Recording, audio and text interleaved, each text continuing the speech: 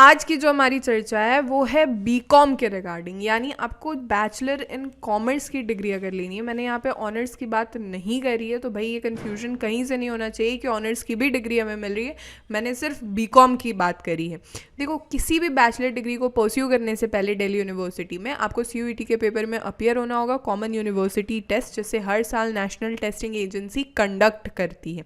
CUET के regarding किसी भी तरीके का कोई डाउट है या दिल्ली यूनिवर्सिटी में ऑफर हो रहे हैं जितने भी अंडर ग्रेजुएट प्रोग्राम्स है उनके रिगार्डिंग आपको कोई डाउट है तो भाई हमारे प्लेलिस्ट को एक्सेस कीजिए CUET UG ड्यू, जिसकी लिंक मैं नीचे डिस्क्रिप्शन बॉक्स में दे दूंगी, जहाँ पे समय के साथ आपके डाउट्स क्लियर होते रहेंगे और समय के साथ आपको सारी अपडेटेड इन्फॉर्मेशन भी मिलती रहेगी।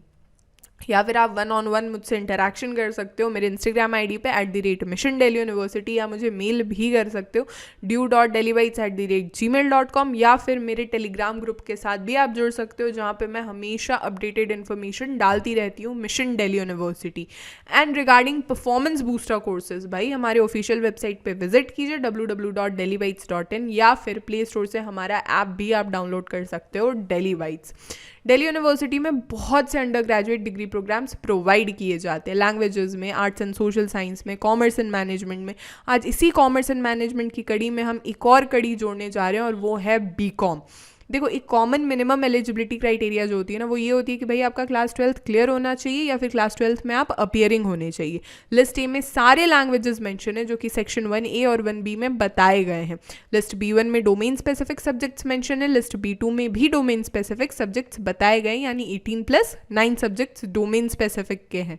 अब देखो, एलिजिबिलिटी क्राइटेरिया जो है ना बीकॉम के लिए, वो आपके पास दो ऑप्शन है। सबसे पहला जो कॉमन चीज़ें हैं वो मैं बता रही हूँ कि भाई आपको एक कोई लैंग्वेज चूज़ कर लेना है लिस्ट ए से, जो कि कंपलसरी है। कॉम्बिनेशन 1 में और कॉम्बिनेशन 2 में कोई 2 सब्जेक्ट आपका रहेगा लिस्ट B1 से, ठीक है। और कॉम्बिनेशन 2 में क्या कहता है ना कि भाई कोई एक सब्जेक्ट रहेगा आपका B1 से या B2 से, ठीक है। यहाँ तक बातचीत। अब देखो, कॉम्बिनेशन 1 में जैसे ही आप अपने चौथे सब्जेक्ट की तरफ बढ़ोगे, कॉम्बिनेशन 1 में क्यों मैं चौथा सब्जेक्ट कह रही हूँ, भाई एक तो आपने लैंग्वेज चूज़ किया, 2 सब्जेक्ट आप चूज़ कर रहे हो लिस्ट B1 से, तो भाई 3 तो यहीं पे हो गए। अब जो चौथा सब्जेक्ट होगा आप या फिर तो लिस्ट B1 से लो, नहीं तो लिस्ट B2 से लो। अब यही कॉम्बिनेशन 2 में क्या होता है ना कि आपको सेक्शन 3 जो CUET का पेपर है ना जनरल टेस्ट का, उसमें अपीयर होना होगा।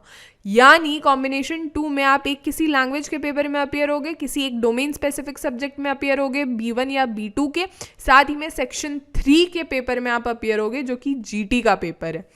टोटल 44 कॉलेजेस हैं जो कि बीकॉम की डिग्री प्रोवाइड करते हैं।